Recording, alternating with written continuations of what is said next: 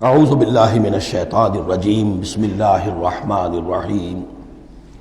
وَيُعَلِّمُهُ الْكِتَابَ وَالْحِكْمَةَ وَالتَّوْرَاةَ وَالْإِنْجِيلَ وَرَسُولًا إِلَى بَنِي إِسْرَائِيلَ صدق اللہ العظیم۔ اس آیہ مبارکہ کے بارے میں ایک نقطہ تو میں بیان کر چکا ہوں کہ تقابل جو ہے ذہن میں رکھنا چاہیے کہ حضرت یحییٰ علیہ السلام کے بارے میں ان کے لیے جو بھی توصیفی کلمات اللہ تعالیٰ نے ارشاد فرمائے ان میں آخری ہے نبیم من الصالحین، اور حضرت عیسیٰ علیہ السلام کے لیے یہاں پر جو الفاظ آئے ہیں وہ رسولاً الی بنی اسرائیل، اس کو نوٹ کر لیجئے، پھر آئندہ چل کر اس کے اور بھی حوالے آئیں گے۔ دوسری بات جو نوٹ کرنے کی ہے وہ یہ کہ کتاب اور حکمت اور تورات اور انجیل، ان چار چیزوں کے مابین جو تین واو آئے ہیں ان میں سے دو واو عطف ہیں، ایک واو تفسیر ہے۔ اللہ ان کو سکھائے گا کتاب اور حکمت، یعنی تورات اور انجیل۔ یہ درمیانی واو جو ہے یہ یعنی کے معنی میں ہے، اس لیے کہ جیسا کہ میں کئی مرتبہ پہلے بتا چکا ہوں، تورات میں صرف احکام تھے، حکمت نہیں تھی۔ انجیل میں صرف حکمت ہے، احکام نہیں ہے، اور اسی نقطے کو سمجھ لینے سے ساری گتھی حل ہوتی ہے، اور اگر اسی کو نہیں سمجھا ہے لوگوں نے تو پھر بہت ان کے ذہنوں میں پریشانیاں رہتی ہیں۔ تو اس مقام کو نوٹ کیجئے، وَيُعَلِّمُهُ الْكِتَابَ وَالْحِكْمَةَ، اللہ اسے سکھائے گا کتاب بھی اور حکمت بھی، وَالتَّوْرَاةَ وَالْإِنْجِيلَ، یعنی تورات بھی اور انجیل بھی، وَرَسُولًا إِلَىٰ بَنِي إِسْرَائِيلَ انی قد جئتکم بآیۃ من ربکم۔ ابھی تک گفتگو ہو رہی تھی کہ حضرت مریم سلام علیہا کو یہ ساری خوشخبریاں اللہ تعالیٰ کی طرف سے دی گئی۔ اب یوں سمجھئے، to cut a long story short, درمیان کا وقفہ، ان کی ولادت ہوئی، وہ پلے بڑھے، وہ ساری تاریخ بیچ میں سے حذف کر کے نقشہ کھینچا جا رہا ہے اب کہ حضرت مسیح علیہ السلام نے اب اپنی دعوت کا آغاز کر دیا ہے۔ انی قد جئتکم بآیۃ من ربکم، میں تمہارے پاس آیا ہوں تمہارے رب کی طرف سے نشانی لے کر۔ انی اخلق لکم من الطین کہیئۃ الطیر، کہ میں تمہارے سامنے یا تمہارے لیے بناتا ہوں گارے سے ایک پرندے کی شکل، فانفخ فیہ، پھر میں اس میں پھونک مارتا ہوں، فیکون طیرا باذن اللہ، تو وہ بن جاتا ہے اڑتا ہوا پرندہ اللہ کے حکم سے۔ یہاں آپ نوٹ کرتے جائیے گا، ہر معجزے کے بعد باذن اللہ باذن اللہ باذن اللہ، یعنی یہ میرا کوئی دعویٰ نہیں ہے، میرا کوئی کمال نہیں ہے، یہ جو کچھ ہے وہ اللہ کے حکم سے ہے۔ وَأُبْرِئُ الْأَكْمَحَ وَالْأَبْرَصَ وَأُحْيِي الْمَوْتَىٰ بِإِذْنِ اللَّهِ، اور میں شفا دے دیتا ہوں مادرزاد اندھے کو بھی اور کوڑھی کو بھی، اور میں مردہ کو زندہ کر دیتا ہوں بِإِذْنِ اللَّهِ، اللہ کے حکم سے۔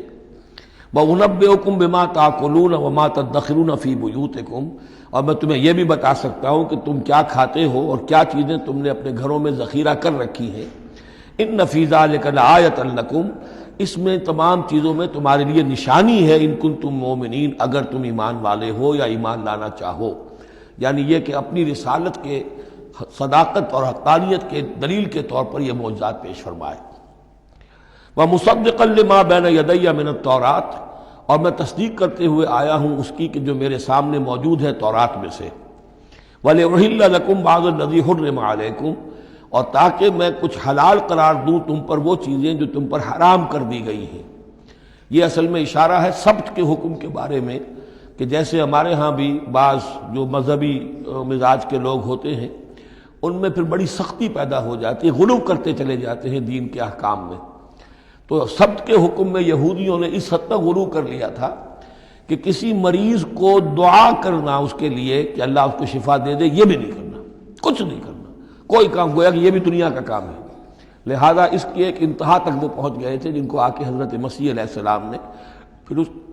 اس کی وضاحت کی کہ یہ چیز کے اس کی تقاضوں میں شامل نہیں ہے۔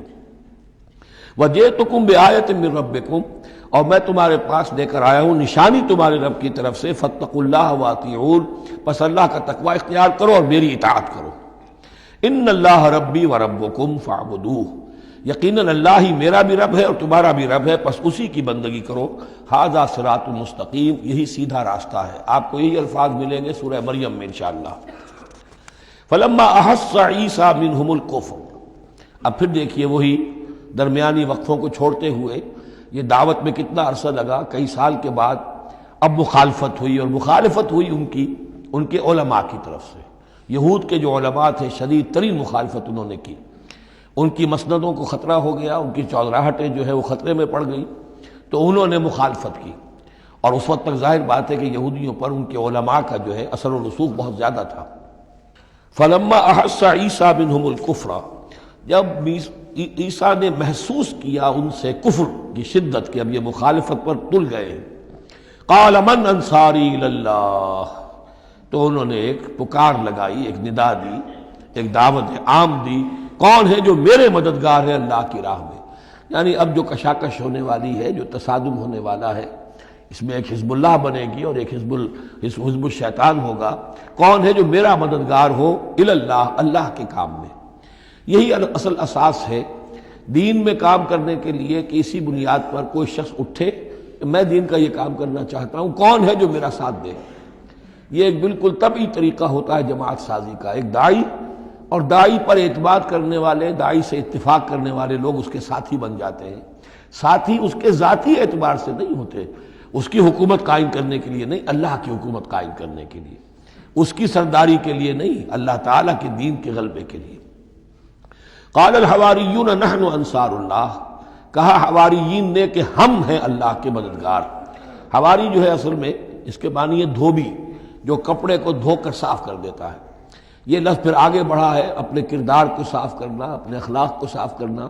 لیکن چونکہ حضرت مسیح علیہ السلام کی بہت سی جو تبلیغ تھی وہ گلیلی جھیل کے کناروں پر ہوتی تھی۔ اب وہاں ظاہر بات ہے جھیل جو ہے بڑی تھی، وہ سمندر کی طرح ہے، جھیل نہیں ہے، بہت بڑی جھیل ہے، تو وہاں وہ کبھی دھوبی ہوتے تھے، ان میں تبلیغ کرتے تھے، کئی مچھیرے ہوتے تھے مچھلیاں پکڑنے والے، جا کے انہیں تبلیغ کرتے تھے کہ اے مچھلیوں کے پکڑنے والوں، مچھلیوں کا شکار کرنے والوں، آؤ کہ میں تمہیں انسانوں کا شکار کرنا سکھاؤں۔ اور ان دھوبیوں میں تبلیغ کی ہے، تو ان میں سے کچھ لوگ جو ہے انہوں نے اپنے آپ کو پیش کر دیا۔ قال الحواریون نحن انصار اللہ آمنا باللہ، ہم ایمان لائے اللہ پر، واشہد بأننا مسلمون، تو آپ بھی اب گواہ رہیے گا کہ ہم اللہ کے فرما بردار ہیں۔ ربنا آمنا بما انزلتا،